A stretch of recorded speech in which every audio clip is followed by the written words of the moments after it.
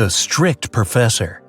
A student put his final exam paper into the pile of the other students' papers. The professor told him, "I saw you were cheating at the exam. You'll get an automatic fail." Then the student asked him, "Do you know who I am?" The professor answered, "I neither know nor care who you are. You have to be punished for your dishonesty." The student walked away. When the exam scores were announced, he discovered he'd gotten an A. How come?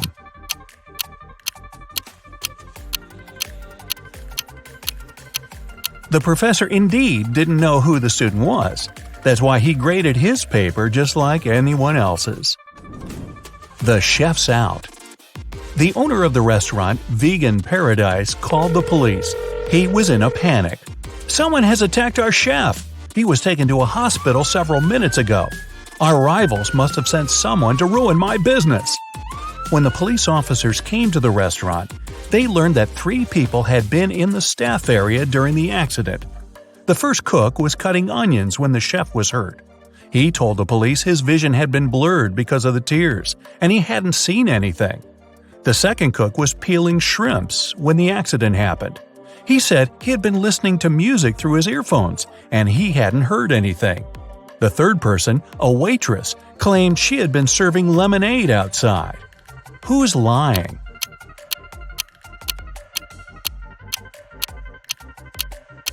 The second cook attacked the chef. Come on, shrimps in a vegan restaurant? Really? Wolf paradox. 3 wolves were walking in the snow in a line. One of them says, "There are no wolves in front of me." Another says, "There's 1 wolf in front of me and 1 behind." The third wolf says, "There are 2 wolves in front of me and 1 behind." In which case is it possible?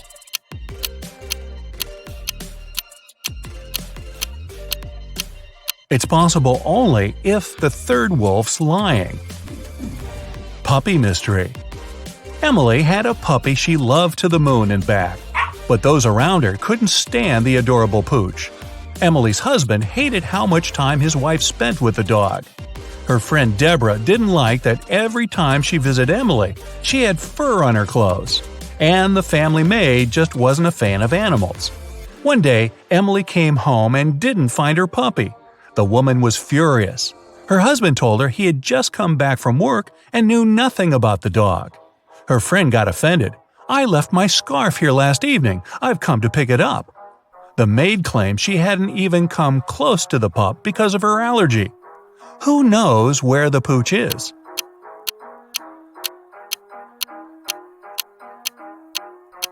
There's pet hair all over the floor. Why doesn't the maid have an allergy to it? She's lying. Truth or not? Eric, a police detective, was having lunch in a cafe. At some moment, he went to the bathroom and left his smartphone on the table. When he came back, the phone was gone. The detective saw a man leaving the place and ran after him. Eric stopped him when the man was about to sit in a car. The detective told the man to give him his gadget back, but the man seemed confused. "I know nothing about your phone. I just gave my friends a lift to work." And he pointed at 2 men entering an office building. After hearing this, Eric immediately called the police. Why?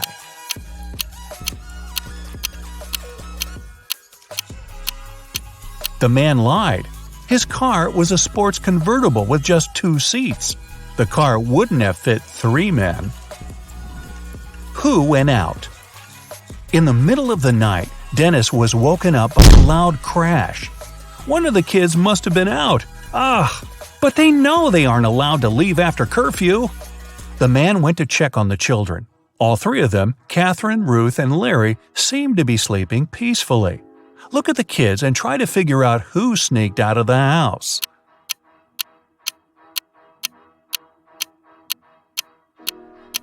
It was Ruth. There's a dirty sneaker hidden behind the curtain and several pieces of French fries under her bed. Theft on a train. Brenda was traveling by train. It was scorching hot in the carriage. The girl took off her gold bracelet decorated with diamonds and put it on the table in front of her. Several minutes later, the train entered a tunnel and it got pitch dark. When the tunnel was left behind, there was no bracelet on the table. Boy, I'm surprised. Brenda was shocked. Someone's taken my bracelet. There were just 3 other people in the compartment. Helen said she'd been sleeping. Rachel was reading a book on her phone.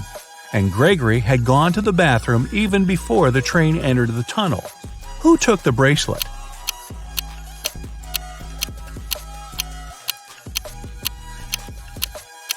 It was Helen.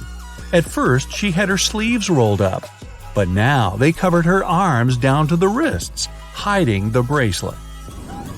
Underwater fire. A sailor got a letter from his girlfriend. In this message, she told him she'd cheated on him. The man was so furious he managed to burn the letter under the water. After doing it, he got arrested. How was it all possible?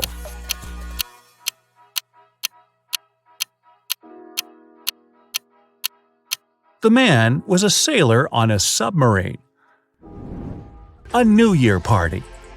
Emma was giving a New Year party. Everyone was having the time of their lives. But then, someone snuck into the kitchen and added something to all the drinks. Emma and all her guests got food poisoning. Only 3 guys were okay. They hadn't been drinking anything, and it looked suspicious. The first said he was into sports and had to stay fresh for his morning run. The second guy blushed but admitted that he liked Emma. He had been waiting for an opportunity to talk to her for the entire evening. And the third guy complained he had been having a stomachache since the beginning of the party. He didn't want to make it worse by drinking anything. Who poisoned the drinks?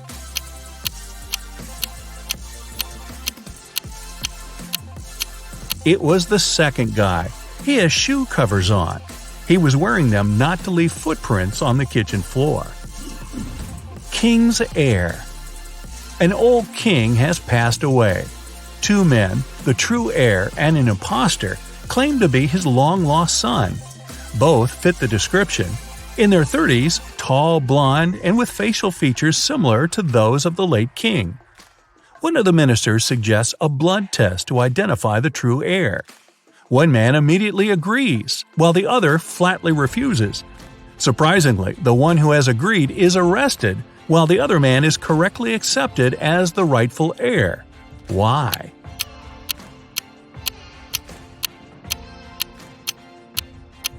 The minister knew the true prince was a hemophiliac. It means his blood doesn't clot properly. That's why a blood test would be fatal for him. Impossible. You are alone in a room, but there's also a thief in the same room. How is it possible?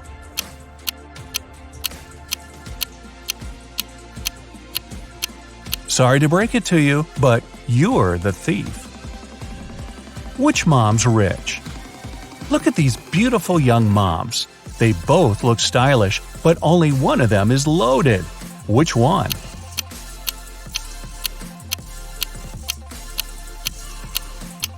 The second mom's rich. Look attentively at the first woman's baby carriage. There's a sale tag on it. A mysterious door. A man walked into a room and saw 3 doors. The first one had a sign which read, "To the Swamps." On the second door, there was a note, "Lion's Den." The third door didn't have any sign, but the man knew for sure where it led. How?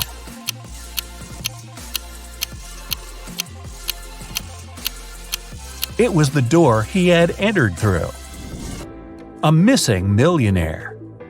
Police got a call from the house of a wealthy man who hadn't come back after going for a jog. When several officers arrived, they questioned the maid, the millionaire's wife, and his driver. The maid said, "When Mr. Jones went for a jog, he asked me to prepare his breakfast. I immediately got down to work, but it's been 3 hours, and he hasn't returned yet." The wife was worried too. "I saw him in the morning, but he was in a hurry. We just greeted each other, and I went to work." The driver told the police he had been waiting for his boss in the car, smoking and checking his social media. Who knows something about the millionaire's disappearance?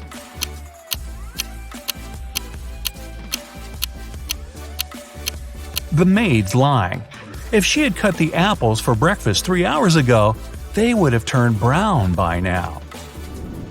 King's decision. Once, a king asked his advisors, "What should I do to a person who will dare to touch my beard?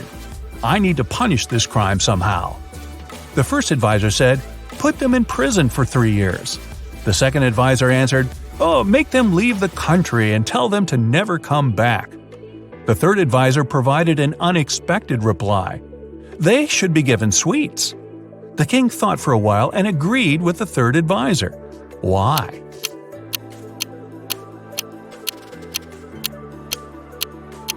The only one daring enough to touch someone's beard, especially if it belongs to a king, will be a child. Uh-oh, Allie was missing for days when her husband Orson called the police to report it. Detective Wells arrived at the scene and found her purse buried in the garden. Inside, there was a note that read, "It's a sign, you're mine. I redesign your new life." The police had 3 suspects with unusual names: Orson, her husband; Ryan, her best friend; and Atlas, her brother. Who took Allie?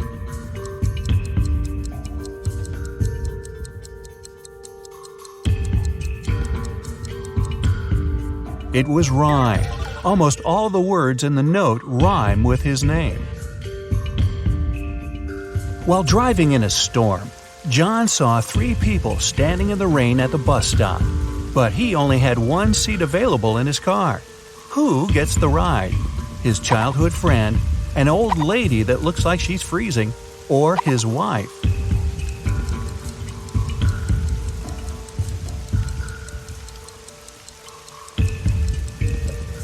John asked his childhood friend to drive the old lady to the hospital and then take the car back to his house, and John himself will wait for the bus with his wife. Mark is locked in a 30-foot-tall cell with an earthen floor and a window near the ceiling. There's nothing else in his room but a shovel and a bed. The entrance is blocked with concrete. How can he get out?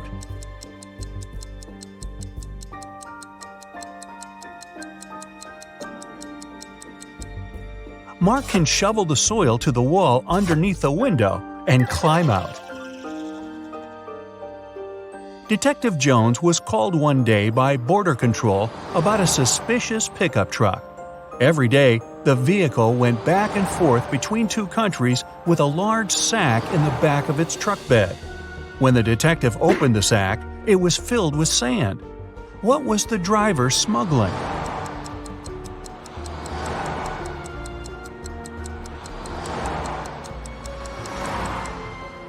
Trucks. A geography teacher vanished on the first day of school. When the police arrived, they suspected 4 people who claimed to have alibis. The landscaper was mowing the front lawn. The English teacher was giving students a surprise test. The principal was preparing for his welcoming speech. And the coach was meeting new students who wanted to join the football team.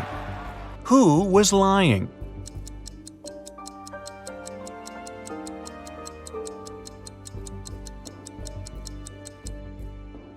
The English teacher, of course! Students don't get surprise tests on the first day. Well, maybe not at this school. A crazy scientist took 10 people into his lab to check their intelligence. He gave everyone 2 pills and a glass of water. He told them, 1 pill is a placebo and the other is poison. Whichever you take, I'll take. But somehow everyone ended up unconscious after the trial except for the scientist. How did he do it?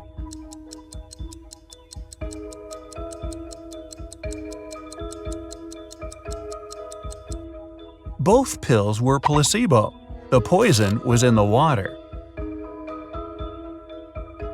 Shane and Mia went to Japan for their honeymoon.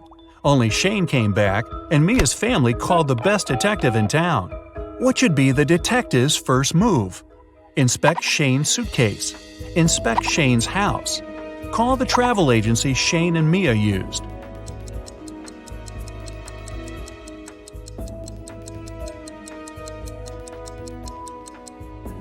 Call the agency to see how many return tickets Shane had booked. He's a suspect, and he shouldn't know the police are investigating him to avoid losing the evidence. Someone knocked on Amy's hotel room door.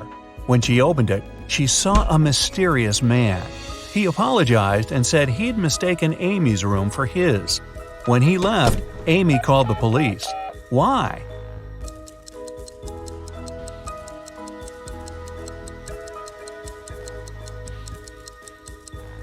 Nobody knocks on the door of their own room. This is a technique used by people who want to break into someone's home. A worker was found unconscious near the entrance of an abandoned building. He has no memory of what happened, but seems to have fallen from the building. Detective Marks is assigned to this case, and he must figure out whether the worker fell or was pushed. He goes to the first floor, opens the window, and throws out a small rock. He does the same on the second floor and all the way to the top. When the detective comes back down, he's sure the worker was pushed. How does he know?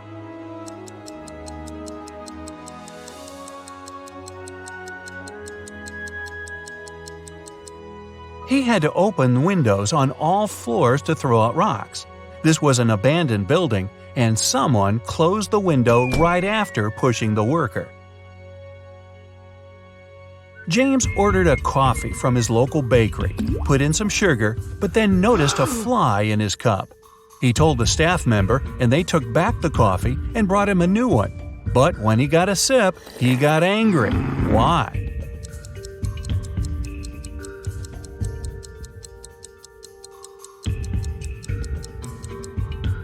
His new coffee was already sweetened. The staff member only removed the fly. Tom was walking in a snowy park at 10 p.m. when he got attacked from behind. He didn't see who knocked him out, and he immediately went to the police. The detectives questioned 4 suspects. Adam said he was at a suit fitting for his dinner later. Daniel said he was hosting a party at his place. Susan said she was working out before going to work. And Luke said he went to the park to get some cool photos of flying birds. One of them is lying. Who?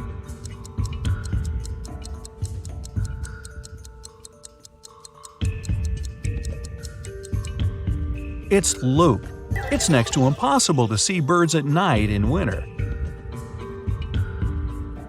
Right before the final soccer match, the team's goalkeeper went missing. The police arrived and they had 3 suspects from the rival team. Mike said he was signing autographs for his friends. Jake said he had broken his ankle and he was getting a massage. John was training at the gym before the match. The police immediately knew who did it.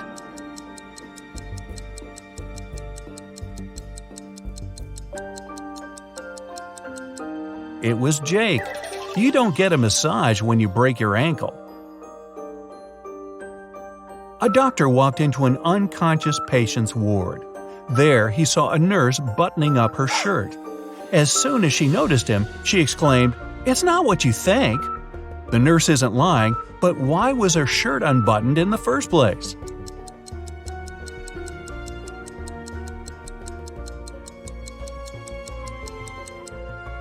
She got locked out of the changing room and knew that the patient was unconscious, so she went to his ward to change into her uniform. Yeah, I believe her. A group of 6 friends decided to check out an abandoned house in their neighborhood. When they arrived, Mark, one of the group, warned his friends not to go in. But all of them ignored him and walked in anyway. Mark stayed outside, but his friends never came out. What did he see that stopped him from going into the house?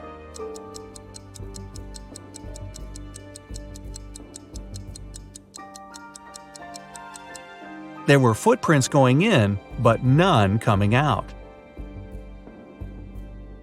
Detective Stevenson is taken by some of his mean supervisors who want to test his intelligence. They put him in a room with 2 doors. One leads to freedom, while the other opens onto a bottomless pit. There are 2 guards, either responsible for one door. One of them always tells the truth, while the other always lies. Stevenson doesn't know who's the honest one, and he can only ask one question to one of them. What should the question be to save his life?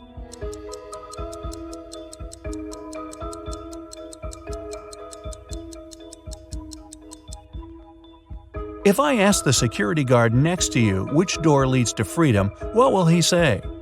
The honest guard will say that the liar will point to the dangerous door. The liar will point to that one too. No matter who Stevenson asks, he should pick the door neither of them will point at. Melissa is walking down a dark alley when she notices a dark figure following her. She walks into a restaurant and sits at a table. The mysterious figure does the same. Then she yawns and immediately knows she's got a stalker. How?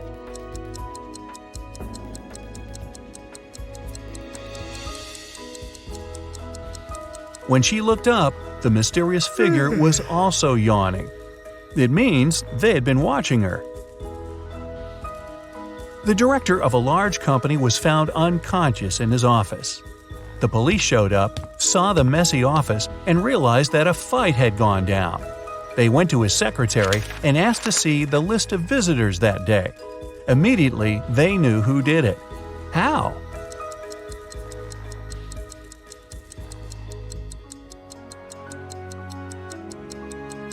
The last visitor was the culprit.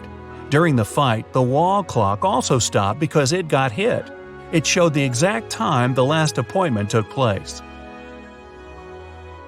Sarah wanted to get some money from her brother for a house. She couldn't tell him the truth and asked him for an expensive gift. After a week, her brother gave her a glamorous tiara. Then she went to her second brother, asked for money, but he gave her jewelry. Still, she's got both money and jewelry. How is it possible?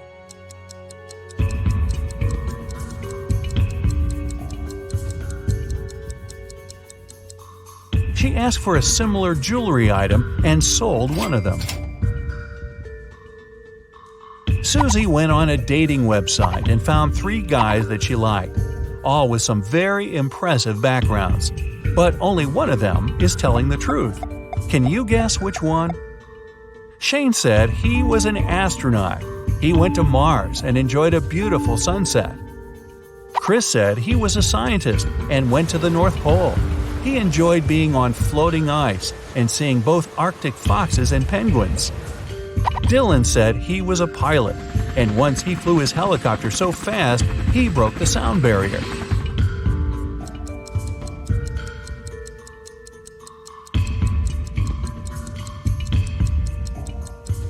Shane is telling the truth.